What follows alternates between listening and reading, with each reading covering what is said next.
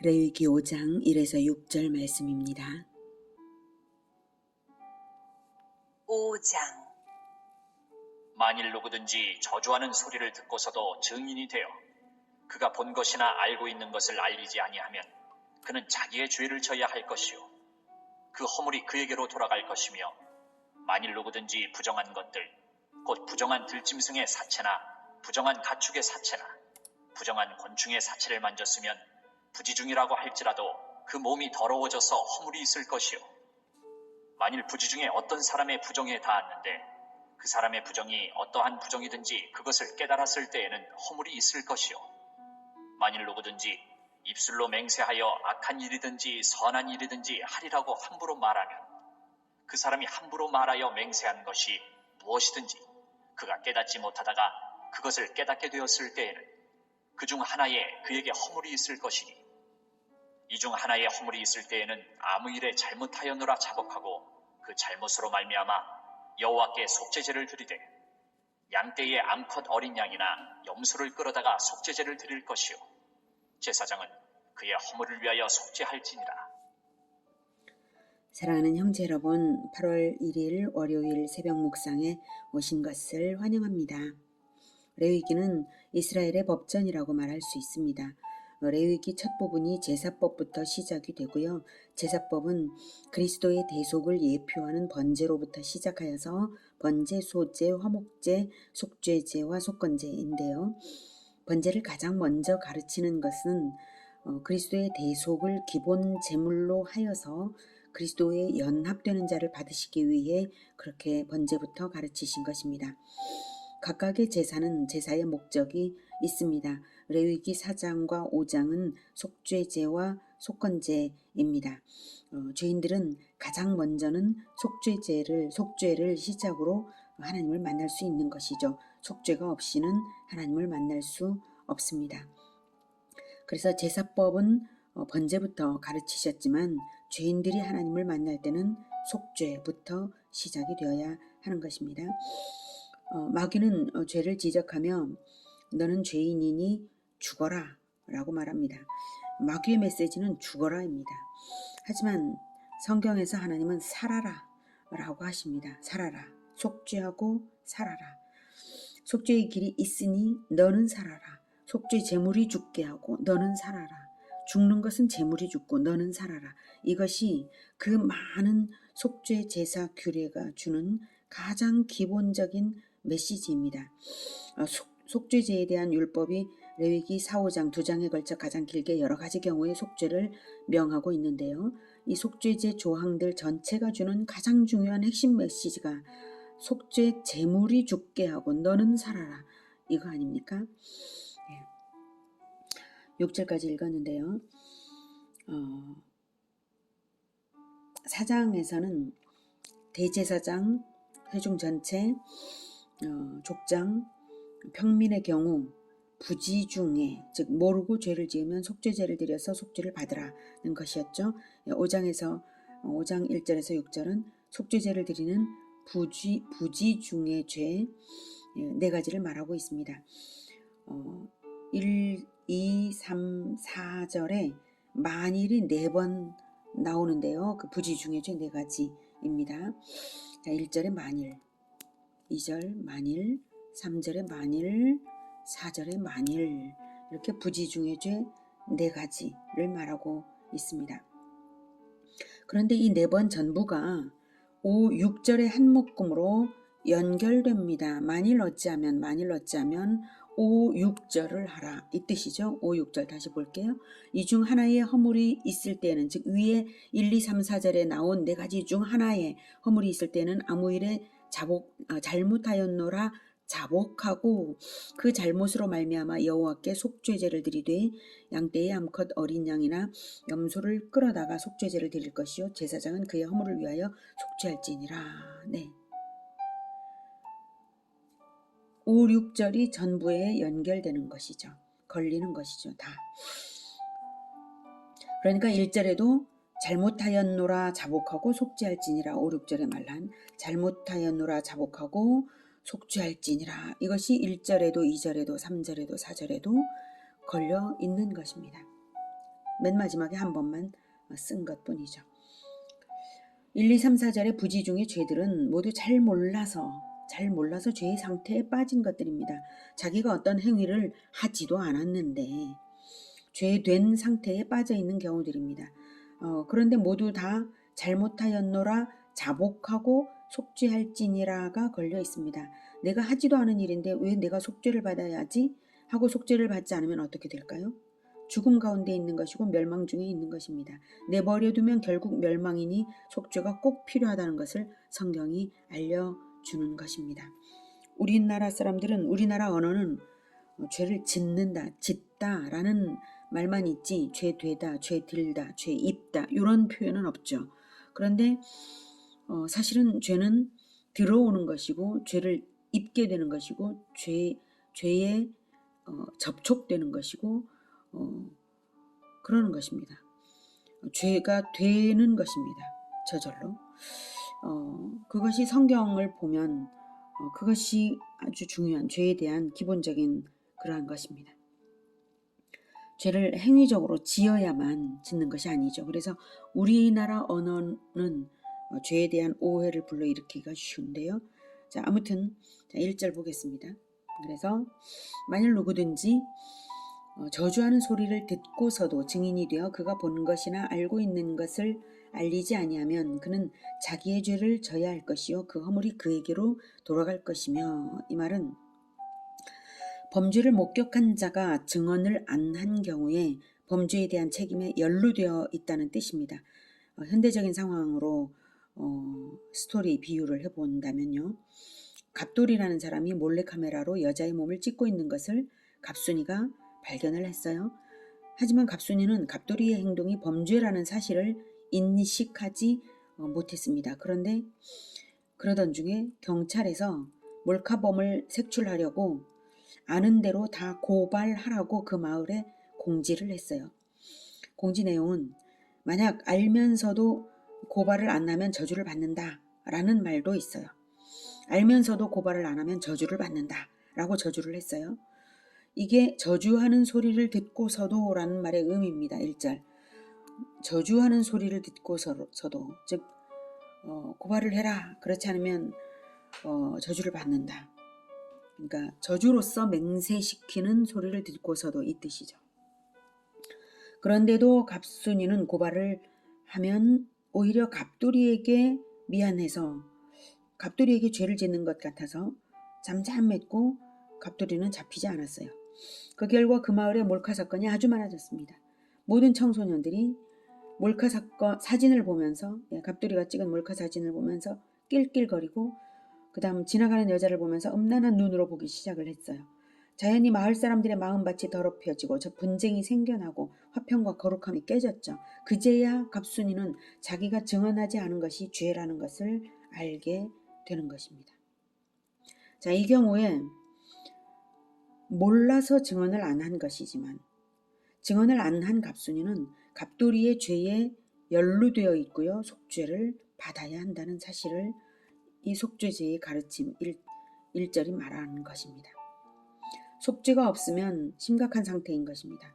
갑순이 혼자만 아니라 그 마을 전체가 죽음을 향하고 있는 것이니까요. 갑순이는 몰라서 가만히 있었을 뿐인데도 그렇습니다. 그러니 속죄하고 살아라, 이 메시지를 주고 있는 것이죠. 너희는 알고 회개하고 살아라. 죽음은 속죄 제물이 죽게 하라, 이 메시지입니다. 진리를 모르면 죽음을 초래하는 죄의 상태에 빠진다는 그 메시지, 알고 속죄하면 산다는 메시지, 이것이 분명하게 있죠. 다음 2절. 만일 누구든지 부정한 것들, 곧 부정한 들짐승의 사체나 부정한 가축의 사체나 부정한 곤충의 사체를 만졌으면 부지 중이라고 할지라도 그 몸이 더러워져서 허물이 있을 것이요. 2절은 부정한 것의 사체를 접촉했을 경우인데요. 부정한 종류들이 무엇인지는 다른 장에서 말하고요. 여기서는 말하지 않지만 분명한 것은 그 당시 사람들은 그것을 알고 있었고요. 그것을 피했어야 한다는 것이죠. 모르고 접촉되었어도 죄의 상태가 되었으니 속죄가 필요하다, 이것입니다. 일부러 접촉한 거 아니고 모르고, 그런데 그것을 피하지 않았기 때문에 모르고 접촉되었어도 죄의 상태가 되었으니 속죄가 필요하다. 그런데 모르고 접촉되니까 자기가 접촉된 줄도 몰라요. 근데 그것을 나중에 알게 되면 속죄가 필요하다 이겁니다.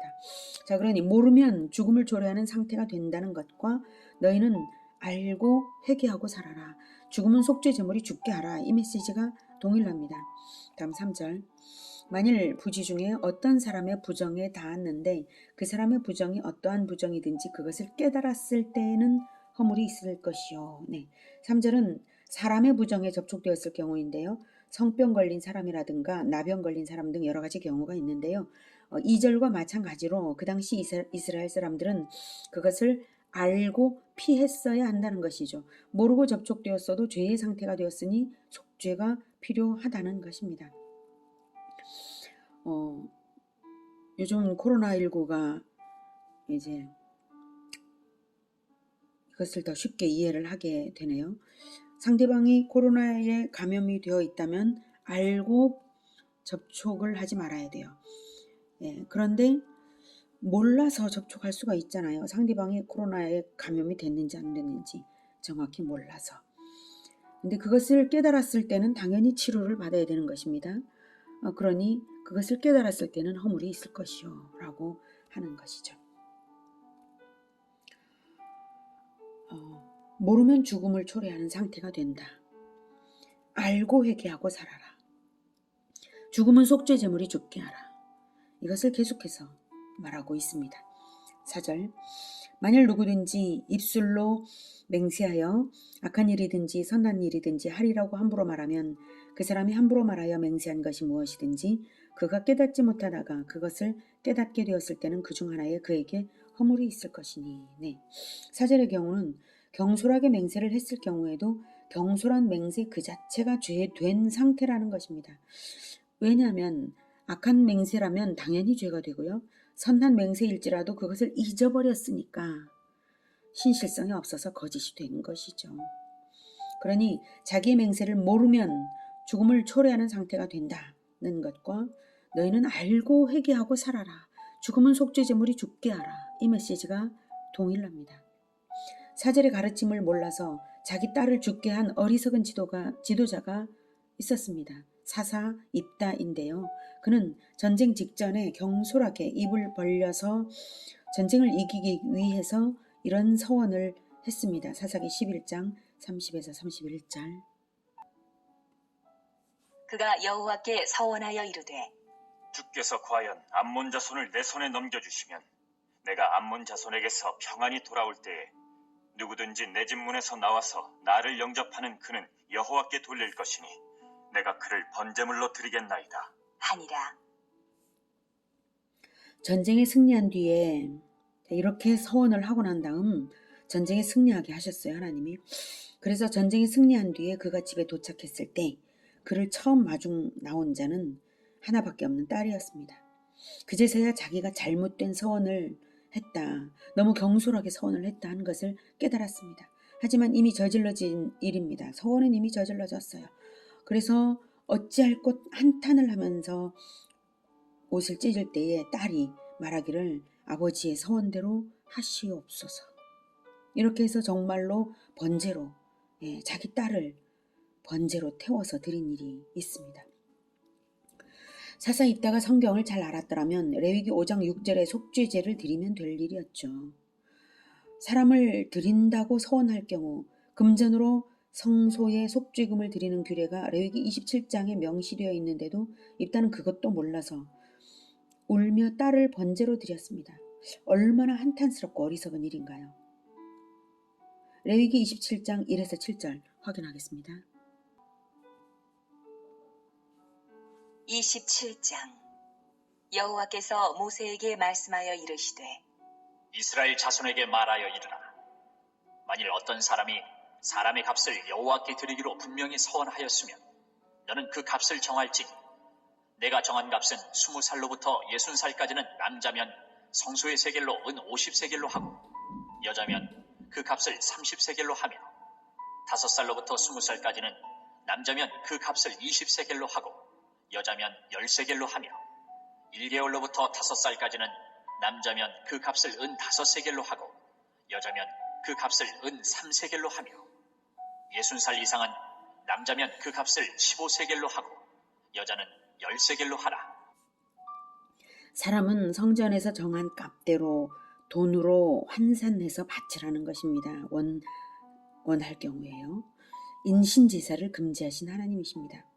민수기 3장은 그 원리를 더욱 분명하게 가르치십니다. 민수기 3장 45에서 50절, 41절부터 보겠습니다. 나는 여호와라. 이스라엘 자손 중 모든 처음 태어난 자 대신에 레위인을 내게 돌리고 또 이스라엘 자손의 가축 중 모든 처음 태어난 것 대신에 레위인의 가축을 내게 돌리라. 모세가 여호와께서 자기에게 명령하신 대로 이스라엘 자손 중 모든 처음 태어난 자를 계수하니 1개월 이상으로 계수된 처음 태어난 남자의 총계는 22,273명이었더라. 여호와께서 모세에게 말씀하여 이르시되 이스라엘 자손 중 모든 처음 태어난 자 대신에 레위인을 취하고 또 그들의 가축 대신에 레위인의 가축을 취하라. 레위인은 내 것이라. 나는 여호와니라. 이스라엘 자손의 처음 태어난 자가 레위인보다 273명이 더 많은즉 속전으로 한 사람의 5세겔씩 받되 성소의 세겔로 받으라. 한 세겔은 20계란이라. 그 더한 자의 속전을 아론과 그의 아들들에게 줄 것이니라. 모세가 레위인으로 대속한 이외의 사람에게서 속전을 받았으니 곧 이스라엘 자손의 처음 태어난 자에게서 받은 돈이 성소의 세겔로 1365세겔이라. 모세가 이 속전을 여호와의 말씀대로 아론과 그의 아들들에게 주었으니 여호와께서 모세에게 명령하심과 같았느니라. 출애굽 때 애굽의 모든 마다들을 죽이셨지만 이스라엘은 하나님의 마다들이신 그리스도의 죽음을 예표하는 유월절 어린 양의 피를 대문에 발라서 죽음을 면했으니까 그리스도의 대속을 기념하기 위해 초태생 규례를 명하신 것입니다. 모든 초태생은 바쳐라. 그런데 제물로 드리지 못할 것은 다른 것으로 대속하라. 그래서 나귀는 양으로 대속했고 사람은 레위인의 평생 봉사로 대속했고요. 레위인과 이스라엘의 모든 마다들의 숫자가 다르니까 부족한 만큼 속전으로 받으시겠다는 것입니다. 그러니 사람은 죽이지 말고 대속의 원리대로 봉사와 속전으로 바꾸신 것입니다. 그런데 그것을 모르고 입다는 옷을 찢고 통곡하며 자기 딸을 번제로 드린 것입니다. 이것을 말려줄 사람이 한 사람도 없었다는 사실은 더욱 놀랍고 더욱 한탄스러운 사실입니다. 그렇게 이스라엘이 성경을 몰랐기 때문에 사사시대에도 망했고요. 북이스라엘도 망했던 것입니다. 속죄제뿐만 아니라 모든 제사에 공통된 간절한 메시지는 죄는 죽음이다. 속죄가 없으면 죽음이다. 라는 메시지와 살아라. 너는 속죄하고 살아라입니다. 성경 전체가 그것을 말하고 있다고 해도 과언이 아닙니다. 오죽하면 하나님이 자기 아들을 보내어서 대신 죽게 하십니까? 내 아들 죽으니까 너는 살아라 제발. 속죄하고 살아라 이거 아닙니까? 모르면 죄를 짓고요. 모르면 속죄할 줄도 모르고요. 모르면 망하는 것입니다. 하나님의 말씀을 모르면. 하나님은 구약 성경에 제사 제도를 주셨지만 사실은 제사 제도를 통해 진정으로 바라신 것은 하나님을 아는 것을 바라셨습니다. 호세아 6장 6절에 나는 인애를 원하고 제사를 원하지 아니하며 번제보다 하나님을 아는 것을 원하노라. 번제보다 하나님을 아는 것을 원하노라. 사사 입다의 경우를 생각해보면 하나님을 알면 천국이요 하나님을 모르면 지옥입니다. 이스라엘의 사사조차도 그런데 현대 세계는 점점 하나님을 잃어버리면서 점점 지옥이 되어가고 있는 것 같습니다. 과학은 발전될지라도 자살률이 더 높아지는 것을 보십시오.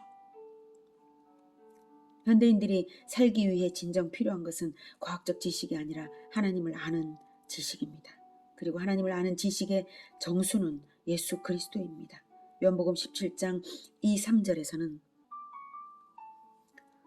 아버지께서 아들에게 주신 모든 사람에게 영생을 주게 하시려고 만민을 다스리는 권세를 아들에게 주셨음이로소이다. 영생은 곧 유일하신 참 하나님과 그가 보내신 자 예수 그리스도를 아는 것이니이다. 예수 그리스도를 아는 것이니이다. 그리고 예수 그리스도를 아는 것은 성경 전체를 통해 하나님이 가르치고 계십니다. 누가복음 24장 25절에서 27절은 이르시되 미련하고 선지자들이 말한 모든 것을 마음에 더디 믿는 자들이여 그리스도가 이런 고난을 받고 자기의 영광에 들어가야 할 것이 아니냐 하시고 이에 모세와 모든 선지자의 글로 시작하여 모든 성경에 쓴 바 자기에 관한 것을 자세히 설명하시니라. 모든 성경이 그리스도에 대하여 썼습니다. 모세오경과 모든 선지자들의 글, 선지서와 시편, 이 모든 것이 바로 그리스도에 대하여 쓴 것입니다.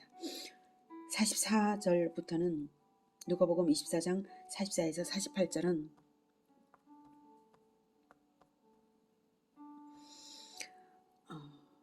또 이르시되 내가 너희와 함께 있을 때에 너희에게 말하는 바 곧 모세의 율법과 선지자의 글과 시편에 나를 가리켜 기록된 모든 것이 이루어져야 하리라 한 말이 이것이라 하시고 이에 그들의 마음을 열어 성경을 깨닫게 하시고 또 이르시되 이같이 그리스도가 고난을 받고 제3일에 죽은 자 가운데서 살아날 것과 또 그의 이름으로 죄사함을 받게 하는 회개가 예루살렘으로부터 시작하여 모든 족속에게 전파될 것이 기록되었으니 너희는 이 모든 일의 증인이라. 네. 기록되었으니 어디에 기록되었다고요? 구약 성경에 기록되었다 라는 것입니다. 그래서 부활 이후에 이렇게 하신 거예요. 부활 이후에 제자들을 찾아오셔서 제발 좀 성경 좀 배워라 라고, 성경이 나를 가리켜서 다 성경 말하고 있고 내가 십자가에서 죽은 것하고 이렇게 부활한 거 다 성경에 나온 대로야, 이렇게 말씀하고 있지 않습니까? 그리고 너희는 이 모든 일의 증인이라, 가서 성경 가르쳐라 이 말씀이에요. 이 모든 일의 증인이라. 예수님을 아는 것이 진정으로 사는 것입니다. 예수님은 우리를 살리기 위해 죽으신 영원한 속죄 제물이시기 때문입니다. 그리고 부활로서 우리의 부활을 보장하시기 때문입니다. 예수님의 이름으로만 속죄가 가능합니다. 예수님의 이름으로 회개한다는 것은 예수님에게 비추어서 나를 정결하게 하는 인생 산다는 뜻입니다. 예수님에게 비추어서 내가 정결하게 되며 살아가는 것, 속죄제를 드리면서 사는 것입니다. 그게 부정하게 하는 짐승이나 부정에 접촉되는 종류가 무엇인지를 우리가 몰라도 예수님의 인품이 어떠한지를 알고 나를 비추어 보며 따르는 것이 진정한 속죄입니다. 성경 전체에 숨겨놓으신 예수님의 모습을 보물찾기 하듯이 날마다 찾으시며 예수님을 만나시기를 권해드립니다. 그것이 진정한 영생입니다. 기도하겠습니다. 하나님, 우리에게 영원한 속죄양 예수님을 보내주셔서 우리를 살게 하셔서 감사합니다. 우리가 성경을 몰랐던 것과 열심으로 배우지 않은 것을 용서해 주시고, 우리가 성경을 열심히 배우면서 내 죄가 무엇인지를 자꾸 깨달아서 그것을 회개하며 예수님을 따라 살아가겠습니다. 주님 도와주시옵소서. 그리고 우리가 다시 사람들에게 어떻게 속죄해야 되는 것인지를, 속죄를 받아야 하는 것인지를 가르쳐주는 자들이 다 되게 도와주시옵소서. 예수님의 이름으로 기도드립니다. 아멘. 이어지는 시간은 개인 기도 시간입니다.